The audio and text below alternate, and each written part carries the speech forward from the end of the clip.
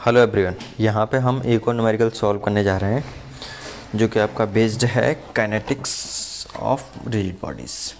ठीक है, तो न्यूमेरिकल लिखा हुआ आप देख सकते हैं। मैन ऑफ वेट 588 न्यूटन, है ना। वेट दे रखा है 588 Newton, drives into a swimming pool from a tower of height ये। ठीक है, तो ये बेसिकली हम मान लेते हैं यहाँ पे ये टावर है और ये आपका स्विमिंग पूल है। ठीक है, इस तरह से आपका ये स्विमिंग पूल है और ये हाइट दिया हुआ है यहाँ पे टावर का 9.8 मीटर। ठीक है, यहाँ से ये डाइव कर रहा है और ही गो डाउन बाई 1.5 मीटर, मतलब वो नीचे 1.5 मीटर डिस्टेंस और ट्रेवल कर रहा है ना। और उसके बाद वो ऊपर की तरफ आना स्टार्ट हो जाता है बायंसी का। तो average resistance of the water find out करना है। ठीक है, तो सबसे पहले यदि हम एवरेज रेजिस्टेंस की बात करें तो एवरेज रेजिस्टेंस क्या होगा बेसिकली, यहाँ पे जो वर्टिकली अपवर्ड डायरेक्शन में जो फोर्स लगेगा, ठीक है, वर्टिकली अपवर्ड डायरेक्शन में जो फोर्स लगेगा वो आपका होगा रेजिस्टेंस। ठीक है, और वेट कैसा एक्ट करेगा, नीचे की तरफ एक्ट करेगा।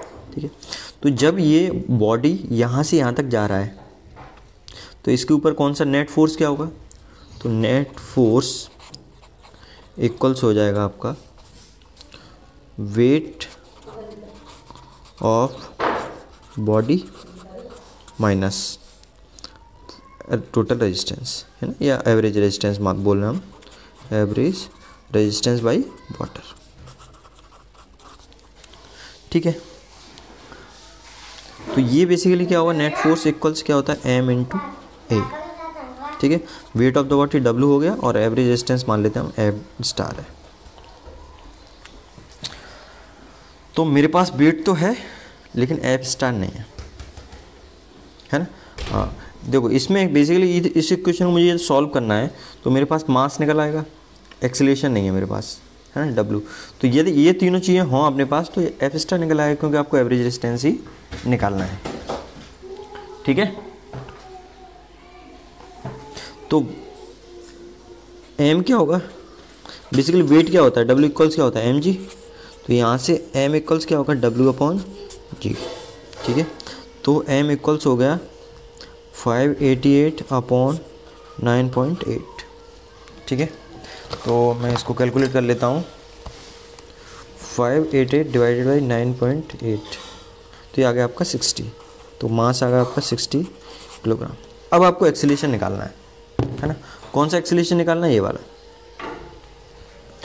तो एक्सीलरेशन निकालने के लिए हम क्या कर सकते हैं, v square minus you square equals 2as, क्योंकि यहाँ पे डिस्टेंस दे रखा है। तो यहाँ पे इनिशियल वेलोसिटी, ये हम इसको मोशन को कंसीडर कर रहे हैं यहाँ पे, तो इसमें इनिशियल वेलोसिटी क्या होगी, यहाँ पे किस वेलोसिटी एंटर कर रहा है, और फाइनल वेलोसिटी क्या हो जाएगी, 0 हो जाएगी, है ना, जैसे ऊपर की तरफ जाएगा। तो मैं इसको सॉल्व करता हूँ। सबसे पहले मुझे इनिशियल वेलोसिटी निकालनी पड़ेगी। तो इनिशियल वेलोसिटी के लिए हम क्या करते हैं, इसका मोशन कंसीडर करते हैं यहाँ से यहाँ तक। तो यहाँ पे इसकी वेलोसिटी 0 और यहाँ पे इसकी वेलोसिटी क्या हो जाएगी, √2gh। ठीक है, मैं लिख देता हूँ, कंसीडरिंग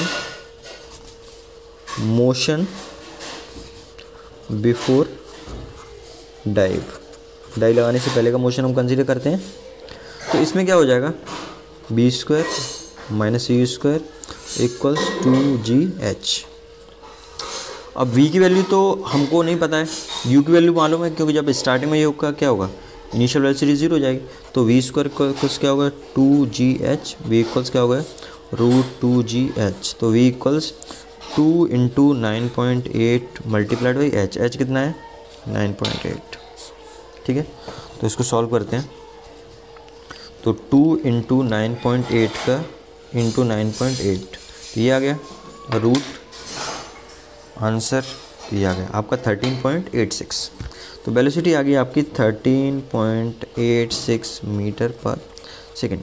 अब आपको थोड़ा सा यहाँ पे एक चीज़ ये समझनी है कि देखो ये वेलोसिटी कहाँ है, यहाँ पे। यदि हम इसका मोशन कंसीडर करेंगे वाटर के इनसाइड तो ये इनिशियल वेलोसिटी हो जाएगी, और ये जब यहाँ से यहाँ तक आएगा इसकी वेलोसिटी धीरे धीरे कम होती जाएगी, है ना। कम क्यों होती जाएगी, क्योंकि वाटर रेजिस्टेंस ओवर कर रहा है, और इस पॉइंट पे आके इसकी वेलोसिटी 0 हो जाएगी। फिर ये बाहर जाएगा। तो कंसीडरिंग मोशन इनसाइड वाटर, ठीक है, तो उस केस में u की इक्वल्स क्या आ जाएगा 13.86 मीटर पर सेकेंड, ठीक है। यहाँ पे जो वेलोसिटी है और फाइनल वेलोसिटी क्या हो जाएगी 0 हो जाएगी। अब यहाँ पे हम अप्लाई करते हैं v² minus u² equals 2gh, ठीक है। तो v कितना है इसमें 0 माइनस v कितना है 0 माइनस u का स्क्वायर मतलब 13.86 का स्क्वायर इक्वल्स 2 इंटू जी की वैल्यू 9.81 और h इसमें दिया हुआ है कितना टाइप कर रहा है ये 1.5, तो ये हो जाएगा 1.5। तो इसको फर्दर सॉल्व करते हैं। 13 पॉइंट ये है, इसको स्क्वायर कर देते हैं तो ये आ जाएगा 0 माइनस 192 इक्वल्स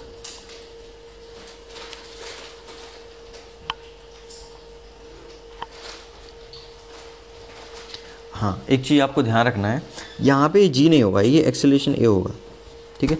जी इसलिए नहीं होगा क्योंकि ये सिर्फ ग्रेविटी के अंडर में फॉल नहीं हो रहा है, ठीक है। यहाँ किसकी वजह से हो रहा है, वाटर की वजह से, ठीक है। तो यहाँ पे एक्सेलरेशन ए हो जाएगा, तो ये इक्वल्स आ जाएगा 3a, ठीक है। तो a इक्वल्स क्या आ जाएगा 1 माइनस 192 अपॉन 3, तो 192 डिवाइडेड बाई 3, तो ये आ गया 64। a इक्वल्स आ गया 64 मीटर पर सेकेंड स्क्वायर, ठीक है। ये एक्सेलरेशन आ गया। अब आपको क्या निकालना है इसमें, ठीक है। अब आपको निकालना है इसमें रेजिस्टेंस, ठीक है। तो हम ये फार्मूला यूज़ कर लेते हैं क्योंकि हमारे पास अब सारी चीज़ें हैं, ठीक है। ये फार्मूला यूज़ कर लेते हैं। तो इस फार्मूले में के हिसाब से आप देखो m मास कितना है आपका 60, ठीक है। एक्सेलरेशन कितना है 64 इक्वल्स w दिया है आपको 588 माइनस f², ठीक है। 588 दिया हुआ है माइनस f² क्या है एवरेज ओ, तो यहाँ से f* एवरेज रेजिस्टेंस इक्वल्स क्या हो जाएगा 588 माइनस 60 इंटू 64, ठीक है। तो इंटू 60, ठीक है, और 588 माइनस आंसर, तो ये आ गया आपका एवरेज रेजिस्टेंस आ गया माइनस 3252 न्यूटन।